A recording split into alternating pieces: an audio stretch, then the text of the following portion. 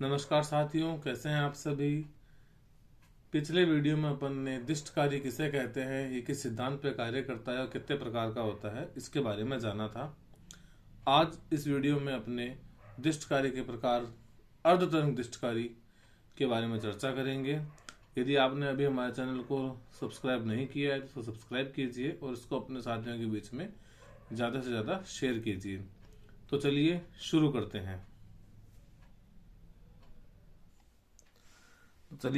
करते हैं। अपना टॉपिक है अर्ध तरंग दिष्टकारी, जिसको हम कहते हैं हाफ वेव रेक्टिफायर।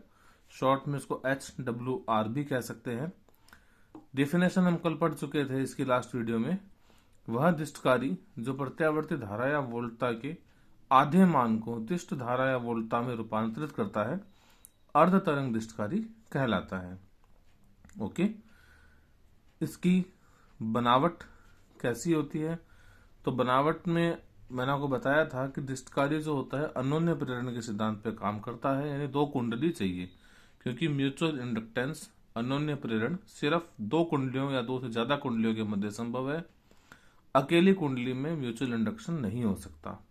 ओके, तो अपन इसकी मैकेनिज्म में देखते हैं कि ट्रांसफार्मर की दो कुंडलियां, प्राइमरी कॉइल और सेकेंडरी कॉइल, यानी इसको मैं कह सकता हूं number of turns of primary coil NP से डिनोट कर सकता हूं। ये number of turns of secondary coil NS से डिनोट कर सकता हूं। NS मतलब द्वितीय कुंडली में फेरों की संख्या, number of turns of secondary coil. NP मतलब प्राथमिक कुंडली में फेरों की संख्या, number of turns in primary coil. ठीक है।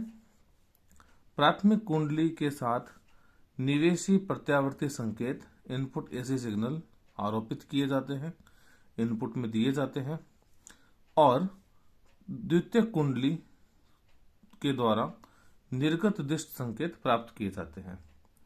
इसमें ट्रांसफार्मर की प्राथमिक कुंडली में निवेशी संकेत जोड़ते हैं और द्वितीय कुंडली में डायोड और लोड प्रतिरोध को जोड़ा जाता है श्रेणी क्रम में, और इस लोड प्रतिरोध के समांतर क्रम से निर्गत दिष्ट संकेत प्राप्त किए जाते हैं।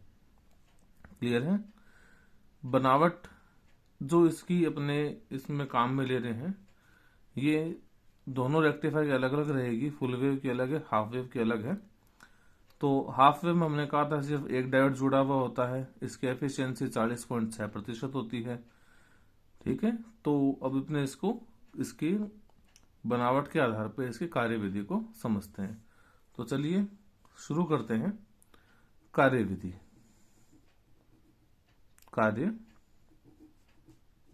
वर्किंग।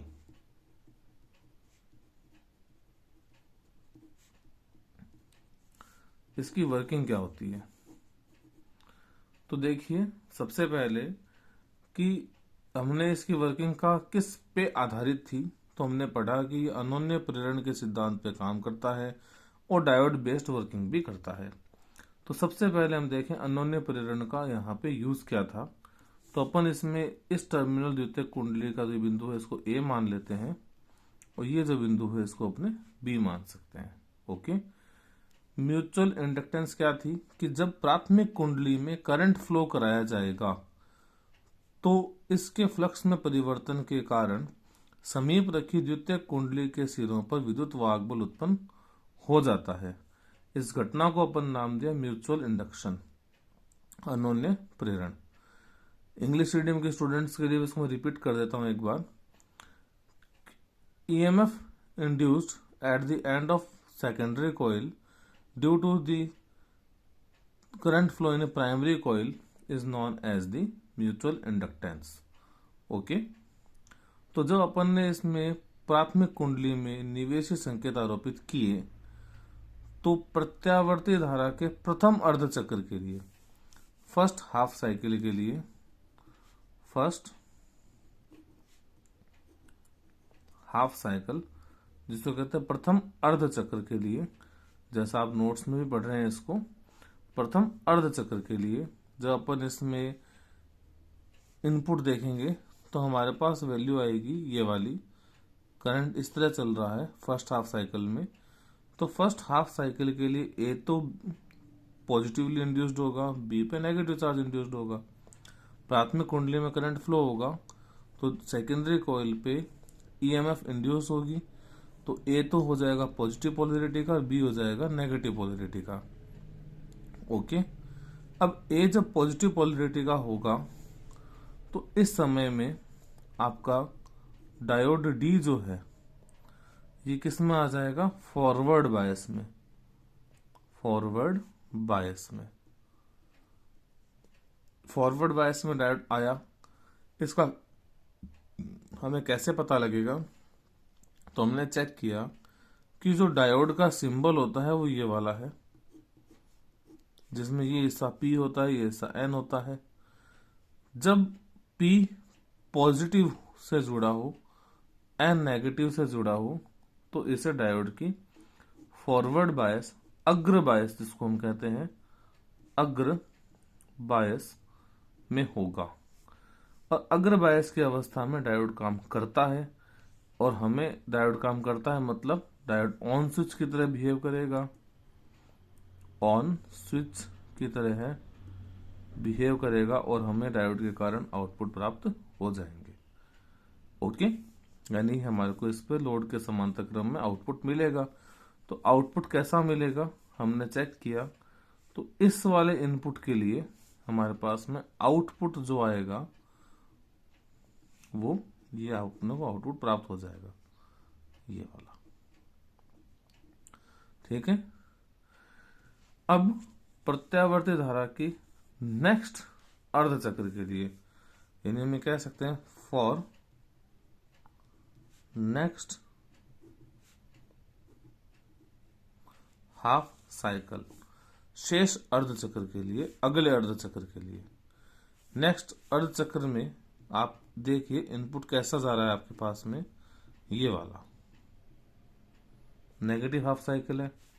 नेगेटिव हाफ साइकिल है, इसका मतलब कि ए और बी की पोलैरिटी बदल जाएगी, यानी अगले अर्धचक्र के लिए ए नेगेटिव और बी पॉजिटिव हो जाएगा। इस समय डायोड जो अपना रहेगा वो रिवर्स बायस में आ जाएगा, जिसको हम कहते हैं पश्च बायस, उत्क्रम बायस।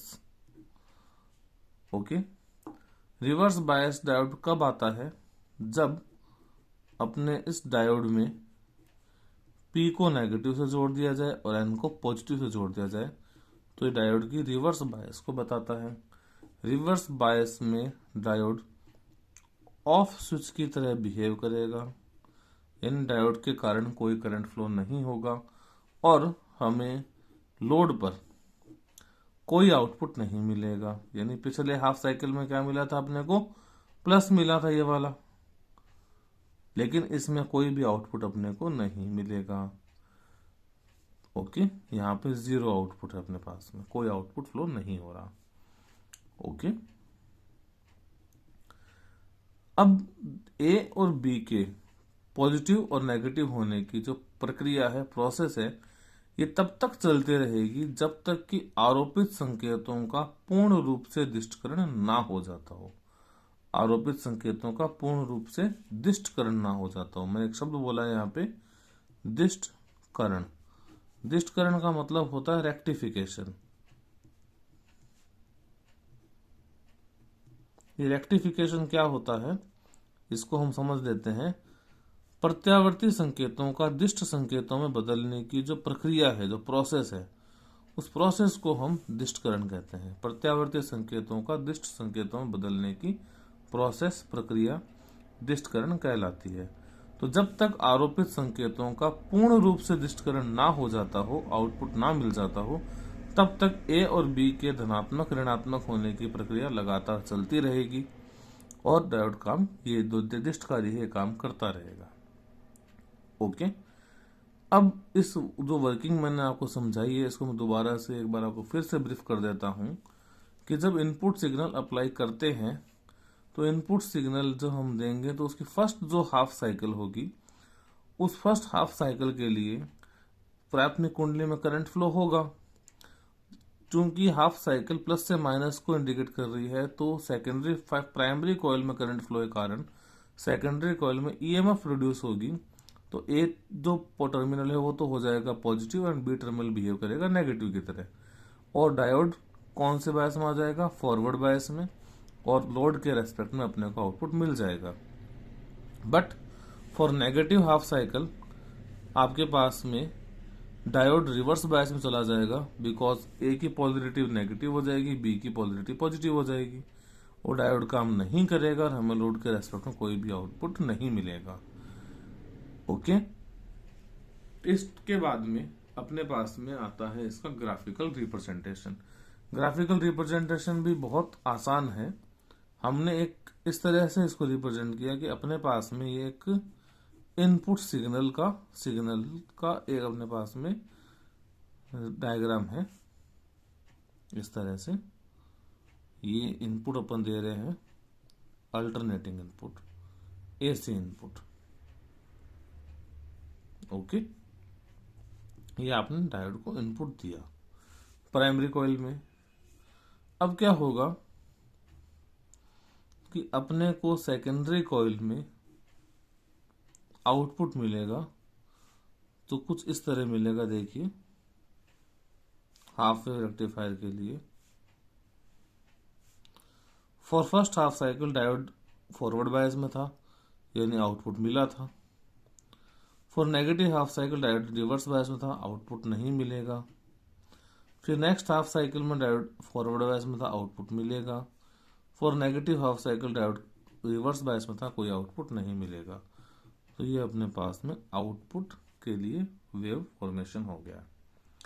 यानी अर्धतरंगदृष्टकारी ने एक पूरी साइकिल को डीसी में बदलने की जगह सिर्फ हाफ साइकिल का डीसी में रूपांतरित किया, रेक्टिफिकेशन किया, और नेगेटिव हाफ साइकिल के लिए जीरो आउटपुट अपने को दिया। ओके, ये आपका हाफ वेव रेक्टिफायर है। साथ ही साथ अपने इसके अंदर बात करें एफिशिएंसी क्या होती है, इसकी दक्षता क्या होती है, तो किसी भी दृष्टकारी के लिए यदि हम दक्षता निकालते हैं ईटा एफिशिएंसी, तो ये होती है आई डीसी बटा आई एसी।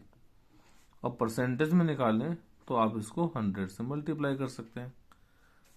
ओके, तो ये आपकी किसी भी रेक्टिफायर की एफिशिएंसी दक्षता का फॉर्मूला है आई डीसी बटा आई एसी, आउटपुट करंट बटा input current. Okay, half wave rectifier के लिए ईटा की जो वैल्यू है वो आपको प्राप्त होती है 40.6%।